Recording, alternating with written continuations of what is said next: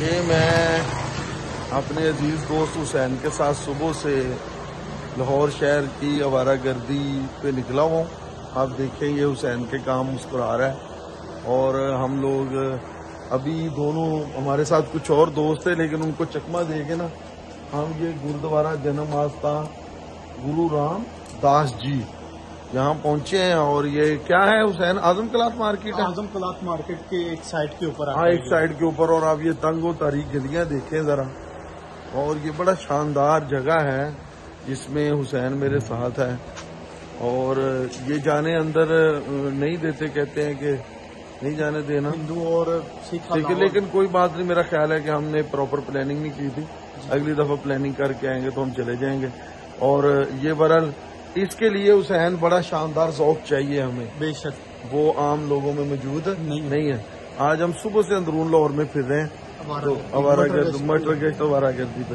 اور یہ نالج فل ہے جس سے انسان کو سیکھنا بھی ملتا ہے. نئی چیزیں ہم نے بڑی دیکھی ہیں حسین بھائی آج.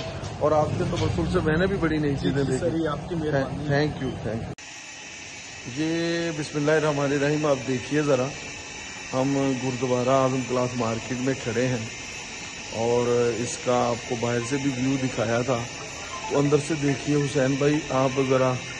یہ جو سا گردوارہ ہے یہ ایک جنگل کے اندر ہیرے کی حیثیت رکھتا ہے جن کا کچھ لوگوں کو پتہ ہی نہیں ہے. جو اعظم مارکیٹ وغیرہ میں آتے ہیں اور اس کی خوبصورتی دیکھیں کتنا خوبصورت انہوں نے کیا ہوا ہے. سائڈ پہ یہ کمرشل بلڈنگ کی وجہ سے نا یہ چھپیا ہوا ہے. اس کی جو اہمیت ہے اس کا یہاں سے اندازہ. لیکن آپ کو پتہ ہے کہ جب سال بعد سکھ یاتری آتے ہیں جی تو وہ یہ جو شہید گنج جن کا ہے گردوارہ ڈیرا صاحب ہے اور یہاں ضرور حاضری دیتے ہیں اور بہت سارے لوگ یہاں آتے ہیں. اور اس کی خوبصورتی اور حسن نے ہمیں بڑا متاثر کیا ہے.